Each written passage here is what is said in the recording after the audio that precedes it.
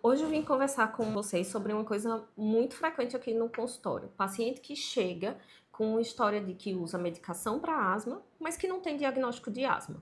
Ah, alguém disse que asma só depois de 7 anos a gente dá diagnóstico ou depois de 5 anos.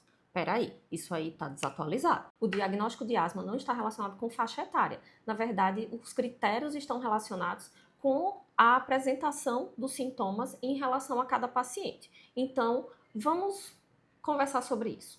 A asma é uma doença inflamatória crônica e tem vários gatilhos. Só que a criança pequena, até os 3, 4 anos, pode ser o que a gente chama de lactente sibilante, ou seja, aquele paciente que faz broncoespasmo quando tem associação com vírus. Mas eu tenho crianças menores que têm outros tipos de gatilhos. Os gatilhos são os mais importantes, na verdade, para a gente dar ou não diagnóstico de asma precoce. Então, uma criança que está bem, sem sintoma nenhum, tem lá 2 aninhos e entra em contato com uma fumaça de fogueira de São João e começa a fazer um broncoespasmo, isso não é padrão de bebê chiador, isso não é transitório, isso já é um padrão de asma.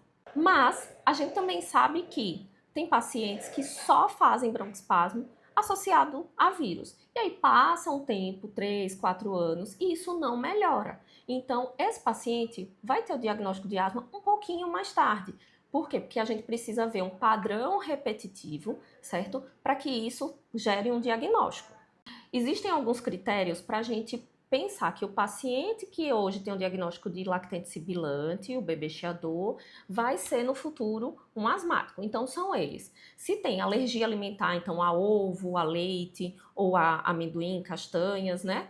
Paciente que tem parentes de primeiro grau com dermatite atópica, rinite alérgica ou asma, se o paciente faz broncoespasmo sem o gatilho viral, ou seja, sem ser uma infecção viral associada, se o paciente tiver alteração nos exames de sangue, então IgE ou eosinófilo alterado, isso também fala a favor, ou se o paciente mesmo tem dermatite atópica ou uma rinite alérgica, certo? Isso são fatores preditivos, ou seja, eu posso inferir que no futuro ele será um asmático, certo? Então, o diagnóstico de asma não tem relação com a idade.